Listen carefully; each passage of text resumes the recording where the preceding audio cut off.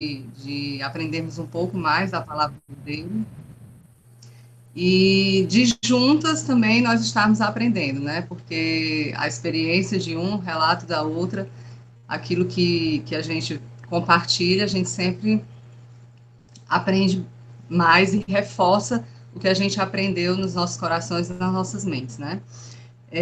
Agradecer a Diana pelo convite, eu quis até fugir do convite, né, mas até questionei a ela sobre assim, mas tem a pandemia, não vai dar para ir para tabuleiro, a gente sempre quer fugir, né, mas, mas eu disse, não, eu vou enfrentar, bora, eu vou.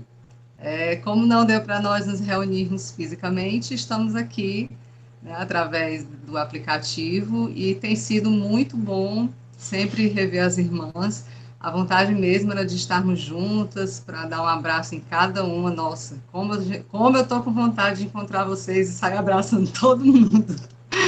Mas, né, estamos aqui.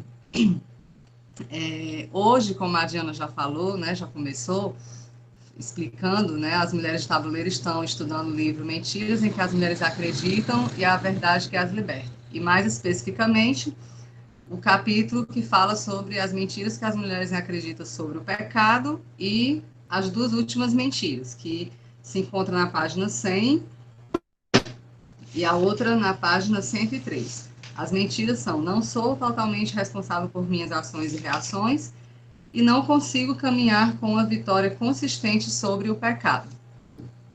Quando eu reli de novo, né, esses capítulos, essas mentiras, assim a gente pode perceber que há uma certa ligação de uma mentira com a outra, né? Porque se eu não reconheço, não assumo o meu pecado, como que eu posso caminhar em vitória consistente sobre um pecado que eu não reconheço que eu cometi? Então eu vou sempre pecar, né? Eu vou sempre andar pecando, porque eu não vou reconhecer que é pecado, então não posso caminhar em vitória sobre ele. Apesar de que a autora ela fez, né, outras ligações também, outros links em relação a essa última mentira, mas é necessário a gente reconhecer que pecou e se arrepender para que a gente possa caminhar em vitória sobre o pecado. Iniciando pela primeira mentira, que no caso é a mentira 16 no livro, a autora, ela começa citando trechos de uma música americana que retrata bem como a sociedade hoje se comporta em relação aos seus pecados e em relação aos seus comportamentos pecaminosos. A música, eu não sei dizer assim, a tradução real, mas o título aqui está escrito Psychiatric Folk Song. Psiquiátrica é alguma coisa relacionada ao psiquiátrico mesmo, né? E a letra da música diz o seguinte: aos 3 anos, eu tinha um sentimento de ambivalência em relação aos meus irmãos. Ambivalência significa dizer oposição, né? Que você tem oposição a alguma coisa. Então, a escritora, a autora da música, ela diz que aos 3 anos ela tinha um sentimento de oposição aos irmãos dela. E assim foi algo natural que eu envenenasse todos os meus amantes. Mas estou feliz. Agora aprendi a lição que isso me ensinou, que tudo que eu faço de errado, a culpa é de outra pessoa. Então, o que essa música quer dizer? Que tudo que nós fazemos, todos os nossos comportamentos pecaminosos, todos os nossos pecados, não é nossa culpa. É culpa de outra pessoa, é culpa das circunstâncias, ou seja, nós somos vítimas de algo ou de alguém. E isso a gente vê bem real, bem retratado na nossa sociedade.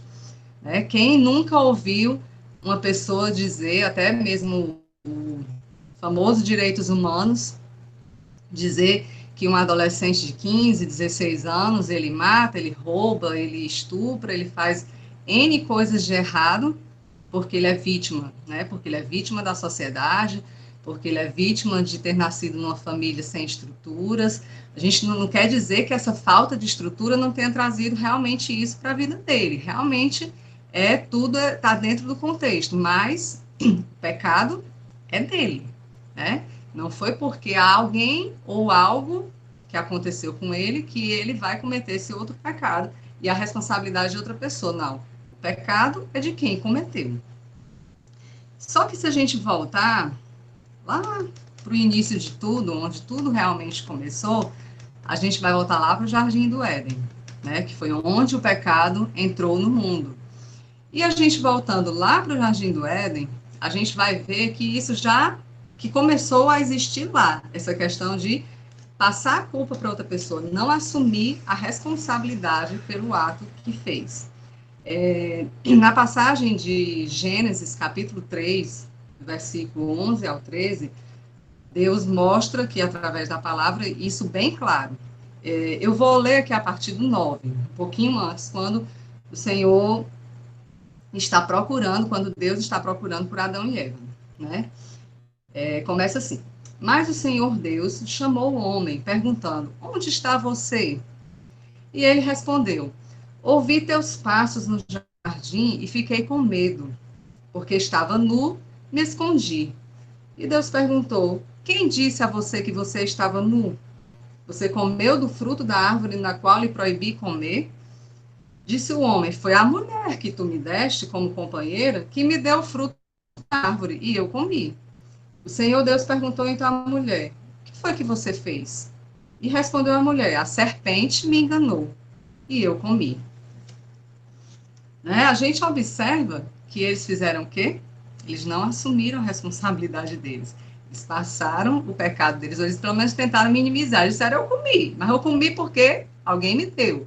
Adão foi mais além, não foi a mulher que tu me destes que me fez comer da fruta, né? Do fruto da árvore que tu proibiste. Então a gente observa que depois que Adão e Eva comeram do fruto proibido, Deus veio para os responsabilizar pelo que eles haviam feito, porque isso é uma constante na Bíblia Sagrada. Nós prestarmos conta dos nossos atos perante Deus. É um tema super recorrente em toda a Bíblia e na nossa vida. Nós devemos prestar contas perante Deus de tudo que nós fazemos. E nós observamos que quando Deus chegou para falar com eles, para conversar, para saber o porquê, o que eles tinham feito, Deus não tratou Adão e Eva como uma unidade familiar. Né? Ele não chegou e perguntou para eles assim: o que foi que vocês dois fizeram? Né? O que foi que vocês fizeram juntos? Né? Na Bíblia a gente viu que Deus não fez isso. Deus, ele se direcionou a cada um, perguntou individualmente. Primeiro, inclusive, ele foi até o homem, que era o cabeça daquele lugar, naquela família em questão, e disse: o que você fez? Né? Depois, ele foi para Eva: o que você fez? Foi uma pergunta simples, uma pergunta direta e uma pergunta específica, e que precisava apenas de uma única resposta. E o que foi que eles fizeram? Ah, foi fulano que me induziu a comer aquilo ali, né? Mas o que que Deus queria? Deus queria apenas uma resposta, uma admissão de verdade, um reconhecimento do pecado deles. Mas eles escolheram o quê? Escolheram falar a verdade? Não, foi uma meia verdade. Eles escolheram jogar o jogo da culpa, né? E transferir o pecado um para o outro. Porque fazendo assim, eles estavam diminuindo, aliás, eles não estavam diminuindo, eles estavam tentando, na verdade, diminuir a responsabilidade deles em relação ao pecado que eles haviam cometido. Então, Deus, ele não estava perguntando para eles o que outra pessoa tinha feito para fazer os pecados, mas sim estava perguntando para eles, estava apenas querendo que eles assumissem a responsabilidade pelos pecados deles. E assim é como nós também, somos nós. Né? E muitas vezes nós estamos irritadas, com raiva, com medo, ansiosas, impacientes, muitas vezes deprimidas com as coisas que acontecem, entre aspas, né? Porque tudo isso é fruto do nosso pecado. Falta de confiança em Deus, falta da leitura da palavra, de colocar as coisas boas na nossa mente. Então, assim, naturalmente, a gente quer o quê? Transferir parte dessa responsabilidade, desses sentimentos, dessas coisas que a gente está sentindo para outras pessoas, para as circunstâncias que nos cercam, porque a gente vai dizer, não, foi aquilo que me deixou assim, né? Mas foi aquilo que me deixou assim. Então, assim como Adão culpou a mulher que Deus tinha dado a ele, Eva culpou a serpente, e a partir daí surgiu, né, desde Adão e Eva até os dias de hoje, uma fila longa de transferidores de culpa. E a gente faz isso, os nossos filhos fazem isso, se a gente parar para observar os nossos filhos, principalmente os menores, que eles ainda não têm tanto entendimento, eles não têm entendimento, mas já têm a natureza pecaminosa, né? E eles, normalmente, às vezes, numa briga ou num embate entre os dois, né? Uma leve discussão entre as crianças, se você perguntar, por que você fez isso? Ah, porque ele puxou primeiro, porque ele puxou meu brinquedo e não quis me dar e tal. Por que que não assume a responsabilidade de dizer, não, fui eu que fiz isso? Não vai assumir, sempre vai, ou vai ficar calado, ou vai dizer que foi o outro que fez. Na quebra de um brinquedo, na derramar água em algum canto. E conosco também, às vezes numa discussão com o marido, com a esposa, ah, porque você... Ah, não, porque isso, porque isso, porque isso, porque aquilo. A gente sempre tem uma desculpinha, tem uma historinha para dizer no lugar de assumir. Eu não fiz isso porque eu estava assim, porque eu não quis, ou porque isso, ou porque aquilo. Não. A gente sempre quer transferir para algo ou para alguém. E em relação também a gente ter esses tipos de exemplos, aqui na nossa igreja, né, nós temos vários conselheiros bíblicos, inclusive a Diana, a conselheira, a Alzineide, a conselheira, né, os pastores. E se você chegar e perguntar para eles sobre alguém, né, não sobre alguém especificamente, mas se você só perguntar assim, como é? Ou até mesmo se você tiver a oportunidade de aconselhar, e se você for aconselhar alguém que esteja passando por uma dificuldade no relacionamento, se for um casal, ou então alguém que esteja passando por uma dificuldade em relação a dívidas, a transtornos alimentares, a imoralidade sexual, essa pessoa, a princípio, ela raramente vai assumir a responsabilidade pelo pecado dela. O casal raramente vai chegar lá no aconselhamento e dizer assim, o meu casamento está ruim porque eu cooperei para que ele estivesse assim. O meu casamento acabou porque eu cooperei para que ele acabasse. Não. Quem já passou pelo aconselhamento, ou quem aconselha, ou quem já teve a oportunidade de conversar com um casal que está em conflito, vai ver que quando eles chegam, eles travam a verdadeira guerra. É um verdadeiro fogo cruzado, um culpando o outro. Ah, nosso casamento está assim porque você faz isso. Aí o outro em contrapartida diz, não, está assim porque você faz isso. Nunca assumem que tem culpa e responsabilidade, que para haver uma mudança precisa se mudar primeiro. Então, nunca assume a responsabilidade, sempre culpa o outro. Mas a grande verdade é que nós devemos assumir a responsabilidade pelas nossas ações, reconhecermos e nos arrependermos dos nossos pecados. Lembrando que o pecado é nossa responsabilidade. Nós pecamos porque queremos. E nós culpamos os outros, as circunstâncias, culpamos o diabo, culpamos às vezes até Deus, para fugirmos do arrependimento. Mas é só assumindo, né, é só reconhecendo, dizendo a verdade em relação ao pecado, assumindo que pecou, que nós vamos realmente encontrar a liberdade dessa culpa. Como exemplo disso, eu trago aqui Davi. Né? Quem não conhece a história de Davi, do rei Davi? Davi foi um homem escolhido por Deus, foi ungido por Deus para ser o rei da nação de Israel naquela época. Mas Davi, ele pecou várias vezes, né? E ele teve um pecado em específico que ele pecou e ele achou bom pecar, e ele não reconheceu o seu pecado. Mas quando o profeta o confrontou, ele caiu em si e reconheceu o pecado, reconheceu que tinha pecado, e ele fez uma oração que está lá no Salmo 51. E essa oração, ela diz o seguinte: tem misericórdia de mim, ó Deus, por teu amor, por tua grande compaixão. Apaga as minhas transgressões, lava-me de toda a minha culpa e purifica-me do meu pecado. Pois eu mesmo, reconheço as minhas transgressões e o meu pecado sempre me persegue. O que Davi está fazendo aqui? Davi está reconhecendo o seu pecado. Ele está dizendo para Deus, eu pequei. Aí mais na frente ele diz, contra ti, só contra ti pequei, e fiz o que tu reprovas. De modo que justa é a tua sentença, e tens razão em condenar-me. Sei que sou pecador desde que nasci. Sim, desde que me concebeu minha mãe. Sei que desejas a verdade no íntimo, e no coração me ensina a sabedoria. Purifica-me com isopo, e ficarei puro. Lava-me, e mais branco do que a neve serei. Faze-me ouvir de novo júbilo e alegria, e os ossos que esmagaste exultarão. Esconde o rosto do meu pecado, e apaga todas as minhas iniquidades. Cria em mim um coração puro, ó Deus, e renova dentro de mim um espírito estável. O que Davi estava fazendo? Davi estava reconhecendo o pecado dele, estava pedindo perdão ao Senhor, e estava pedindo para que o Senhor purificasse ele, criasse nele um coração puro e um espírito estável.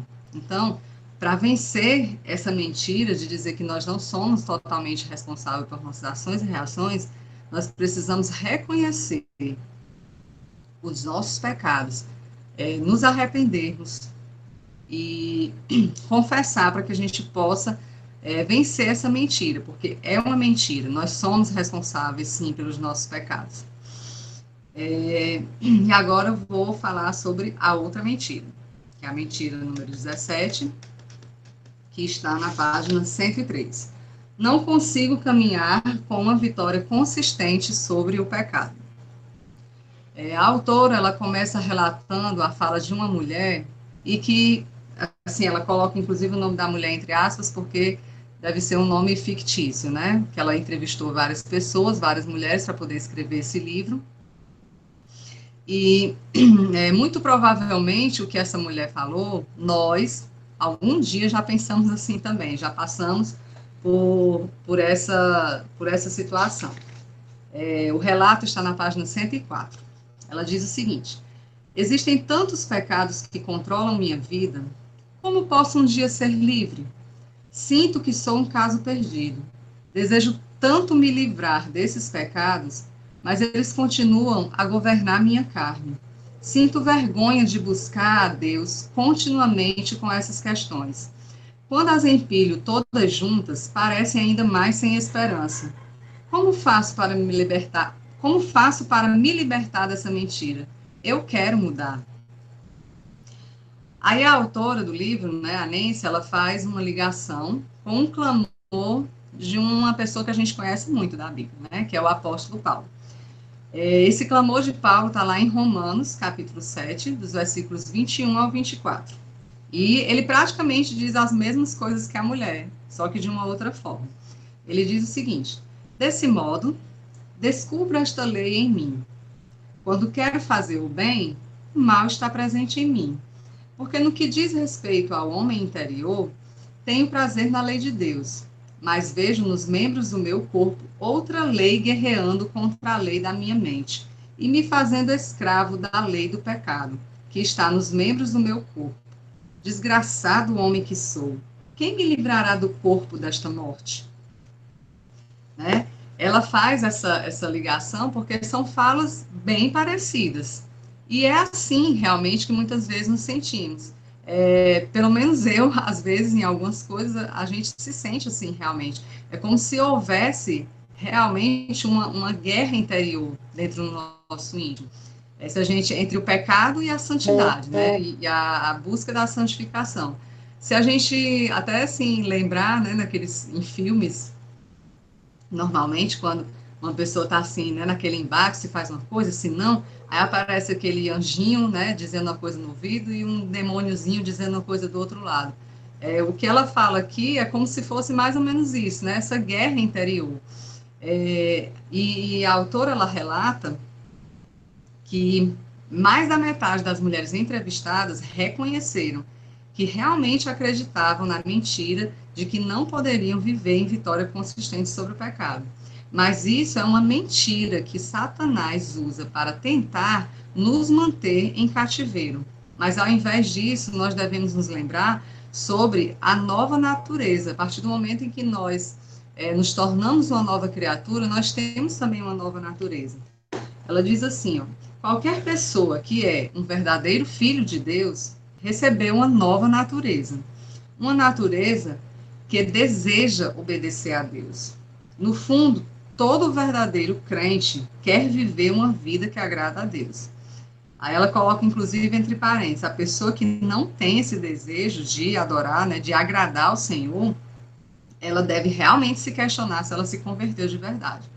Porque nós, realmente, quando nós nos tornamos cristãos, quando Deus nos resgata dos nossos pecados, nós procuramos viver uma vida que agrade ao Senhor. Nós procuramos, por mais que nós sejamos pecadores, nós não vamos deixar de ser pecadores, nós vivemos num mundo pecaminoso e nós somos falhos, nós reconhecemos isso, mas nós sempre temos o desejo, quem é um cristão verdadeiro, quem tem realmente aquele desejo no coração de ser um cristão verdadeiro, ele também tem um desejo de agradar, de obedecer, de glorificar o nome do Senhor. E mesmo assim, né, a autora ela continua dizendo que a Bíblia nos diz que mesmo depois de nascidos de novo, a nossa carne tem as inclinações naturais. E ela continua travando uma guerra com o Espírito de Deus, como o próprio Paulo disse ali, né? O Espírito de Deus que vive em nós. Então, baseado nisso, a autora ela colocou assim alguns exemplos dessa guerra interior que nós costumamos travar, né, no nosso dia a dia. Ela dá alguns exemplos aqui, eu vou falar um pouco também de cada um deles, né? Não de cada um, vou falar de alguns. Quando ela diz assim, aqui, o Espírito diz, perdoe, e a carne diz, não, guarde rancor. Né? A gente, às vezes, acontece algo com alguém, até mesmo com o nosso marido, e a gente fica meio chateada e tal, e fica aquele negócio, ele estava errado, e tal, não peça perdão, não. Mas, assim, se você deixar, né, a carne lhe dominar, você nunca vai conseguir alcançar a vitória sobre esse pecado. Você vai, né, se deixar dominar. Eu vou dar rancor e não vou perdoar. Mas, na verdade, nós temos que fazer o quê? Perdoar. Aí tem uma outra parte que ela diz assim, um outro exemplo aqui. O Espírito diz, dê esse dinheiro para alguém que necessita. A carne diz, gaste esse dinheiro consigo mesmo. Quantas vezes a gente não já fez isso? Né, a gente está com um guarda-roupa cheio de roupa, mas você vai lá, tem um dinheiro aqui e vai comprar mais roupa, no lugar de fazer uma outra coisa com esse dinheiro. Ou com algo que você possa dividir, compartilhar e ajudar o necessitado. Inclusive, assim, às vezes a gente até nem acha que isso possa ser um pecado, ou que a gente não cometa esse tipo de pecado. Mas, assim, passa tão despercebido, né? Passa tão... sem a gente realmente perceber que a gente faz isso constantemente, com esse e com vários outros, né? Aqui em casa a gente tem o hábito de sempre nas refeições orar agradecendo a Deus, né, pela refeição. E normalmente a gente agradece por Deus nunca ter deixado faltar, por Ele sempre suprir as nossas necessidades. E a gente também costuma pedir ao Senhor que Ele olhe para as pessoas carentes, para as pessoas necessitadas, que Ele possa ajudá-las, suprir. Mas a gente faz, esses dias eu realmente também estava pensando, o que eu tenho feito? Eu vou só orar? Eu não vou agir? Eu estou pecando também fazendo isso. Por quê? Porque às vezes eu gasto muito com outras coisas, podendo estar pegando esse dinheiro e compartilhando, ajudando outras pessoas. A gente ajuda, sempre dá alguma coisa a alguém, uma cesta, uma outra coisa assim, mas nós poderíamos ajudar mais. Nós poderíamos fazer mais. Se a gente realmente pensar que a gente ama o próximo, nós poderíamos fazer muito mais. Aí você pode perguntar, isso é pecado não fazer? Porque a Bíblia nos ensina a amar o próximo. E amar o próximo não é só dizer assim, eu te amo e viver em, né, uma paz assim, uma comunhão. Não, amar o próximo é você servir. É você servir de verdade, servir em várias áreas. Servir se essa pessoa precisa, se essa pessoa está precisando de um conselho, se essa pessoa está precisando de uma roupa, se essa pessoa está precisando da alimentação, é você servir no contexto geral. É amar é servir. Não é só dizer, eu amo, eu vivo em paz. Eu amo porque eu vivo em paz, que eu não tenho guerra com ninguém, não. Amar é servir a esse seu próximo. E o seu próximo não é só o seu irmão da igreja ou a sua família, não. O próximo é todo mundo, são todas as pessoas, é você saber servir.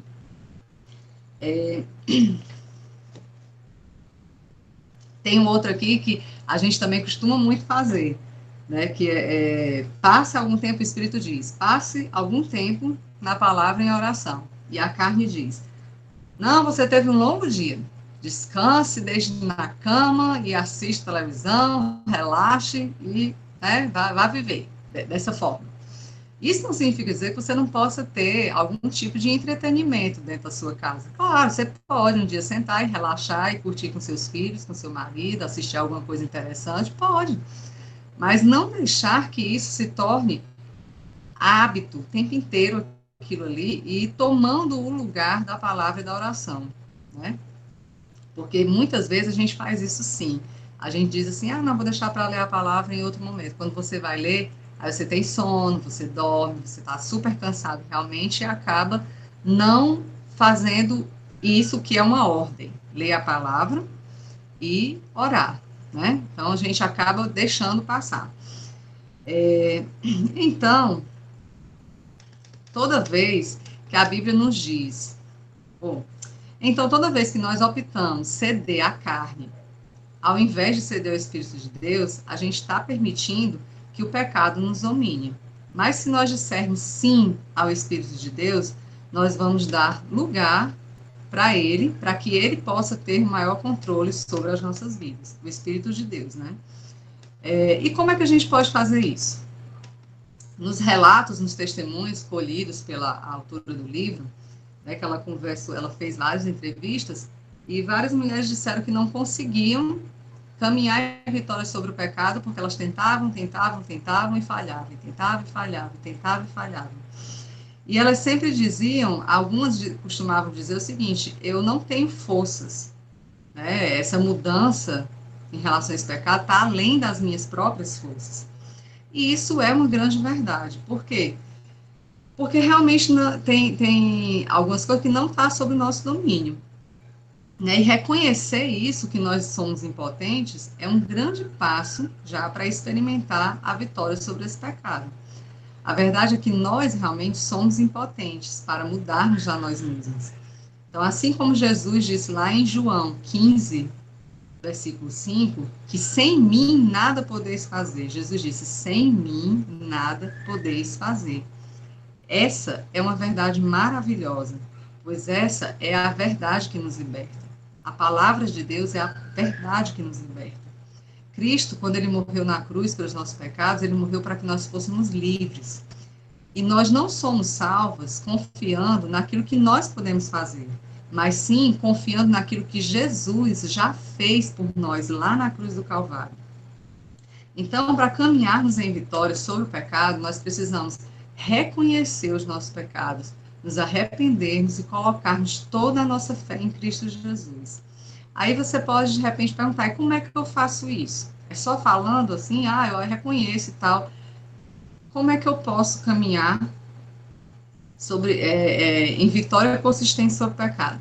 Em Efésios, no capítulo 4, versículo 22 ao 24, Paulo nos ensina que nós devemos nos despir do velho homem, renovar nossa mente e nos revestir do novo homem. Eu acho esses versículos todos muito parecidos com a Diana, com a Zineide, né? Elas falam muito esses versículos, demais. Então, assim, eu acho a cara delas, todos esses versículos. Efésios 4, 22, eu aprendi, esses aqui, tudo eu aprendi com a Diana. E Filipenses 4, 8 ao 9, eu vou chegar lá. Então, assim, quando Paulo diz que nós devemos nos despir do velho homem, renovar nossa mente e nos revestirmos do novo homem, ele está dizendo justamente que nós devemos colocar coisas boas na nossa mente. Aí lá em Filipenses, capítulo 4, versículo 8 ao 9, Paulo, mais uma vez, né, ele diz o seguinte, e a paz de...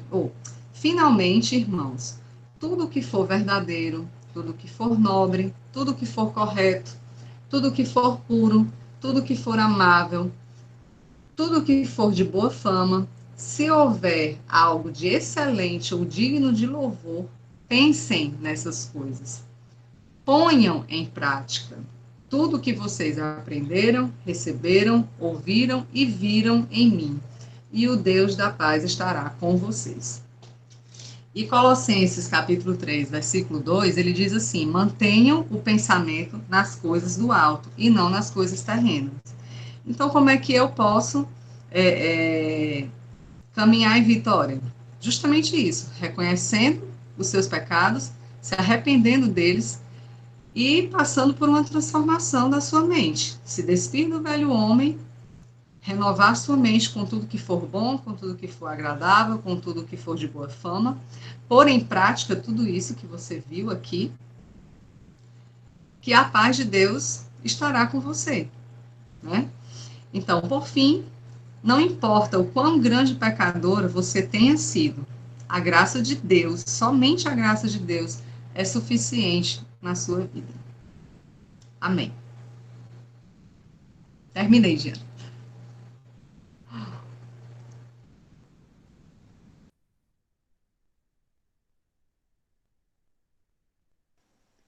Karina, essa foi uma sessão de aconselhamento, viu? Todos os passos, né?